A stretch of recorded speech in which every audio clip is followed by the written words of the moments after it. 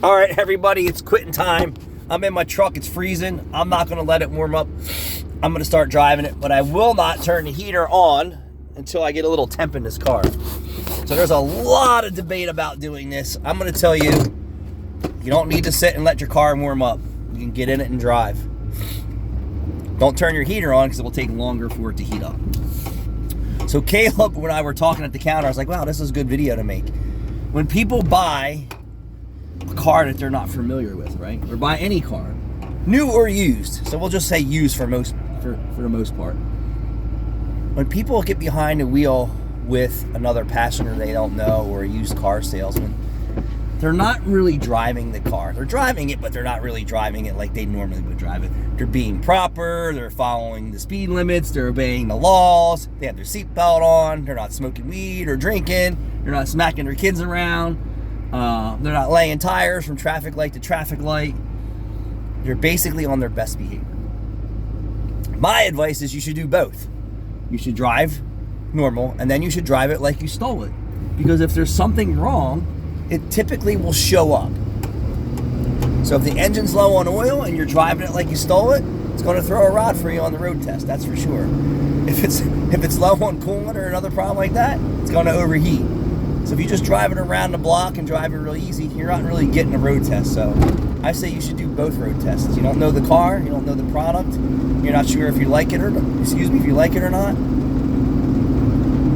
The person who's in the car say, listen, I'm going to drive it easy and then I'm going to drive it like I stole it. And then you're going to hear suspension noises and other things that you may or may not be aware of. But when you drive real slow on some cars, there is sounds that you can hear. You know, obviously turn the radio off and turn the blower down low so the sounds aren't dampening other problems. You know, a lot of mechanics that don't have a lot of experience, the first thing they do is turn on the radio like you're on a joyride.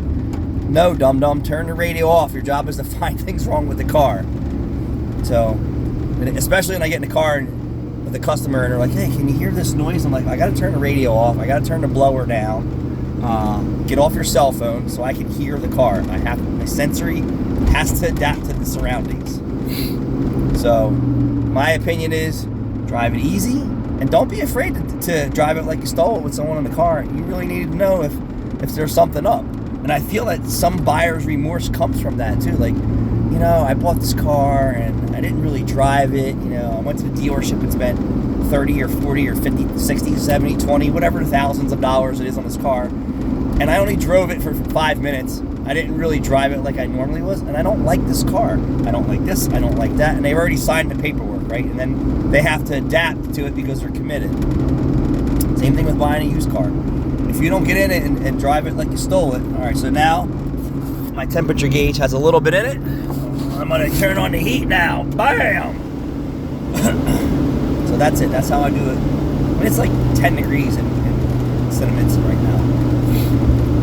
So that's it. If you're buying something, you need to test drive it on your best behavior, and then you need to test drive it like you're running from the cops or you stole it.